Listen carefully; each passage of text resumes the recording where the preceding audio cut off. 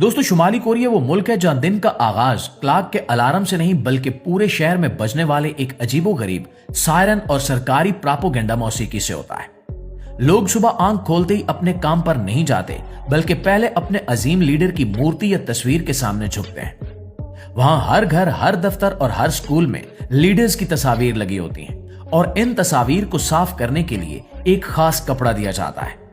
अगर उस तस्वीर पर जरा सी भी धूल नजर आ जाए तो पूरे खानदान को जेल की हवा खानी पड़ सकती है। ये वो खौफ है जो वहां के लोगों की रगों में खून बनकर दौड़ता है। शुमाली कोरिया का सबसे खौफनाक पहलू वहां का 3 नस्लों की सजा वाला कानून है। वहां कानून सुनकर ही इंसान के रोंगटे खड़े हो जाते हैं। इसका मतलब यह है कि अगर कोई एक शख्स जुर्म करता है या हुकूमत के खिलाफ बोलने की गलती करता है तो सिर्फ उसे सजा नहीं मिलती बल्कि उसके वालिदैन, उसके बच्चे और फिर उसके बच्चों के भी बच्चे, यानी 3 नस्लों को जेल में भेज दिया जाता है। और ये जेलें भी आम जेलें नहीं होती बल्कि लेबर कैंप्स होते हैं जहां इंसानों से जानवरों की तरह काम लिया जाता है। इन कैंपों में कैदियों को इतना कम खाना मिलता है कि वो जिंदा लाशें बन जाते हैं और अक्सर भूख या तशद्दुद से वहीं मर जाते हैं। यहां कोई अदालत नहीं, कोई वकील नहीं, बस लीडर का हुक्म ही कानून है। अगर कोई कैदी भागने की कोशिश करे तो उसे सबके सामने गोली मार दी जाती है ताकि बाकी कैदियों को सबक मिले। ये वो अंधेरा है जिसमें शुमाली कोरिया के हजारों लोग अपनी जिंदगियां गुजारने पर मजबूर हैं। वहां पैदाइश से लेकर मौत तक हर फैसला रियासत करती है। आप क्या बनेंगे, कहां रहेंगे और किससे शादी करेंगे, ये सब कुछ पार्टी तय करती है। दारुल हुकूमत प्योंगयांग में सिर्फ वही लोग रह सकते हैं जो हुकूमत के सबसे ज्यादा वफादार और काबिल एतमाद हो। बाकी अवाम को देहातों और पसमानदा इलाकों में धकेल दिया जाता है जहां जिंदगी की बुनियादी सहूलतें भी मुयस्सर नहीं है।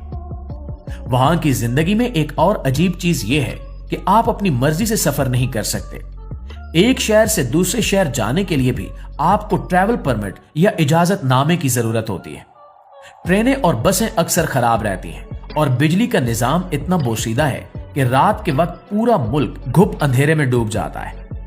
अगर आप खला से ली गई सैटेलाइट तस्वीर देखें तो आपको जनूबी कोरिया और चीन रोशनियों से जगमगाते नजर आएंगे, जबकि इनके दरमियान शुमाली कोरिया एक स्याह धब्बे की तरह दिखाई देता है।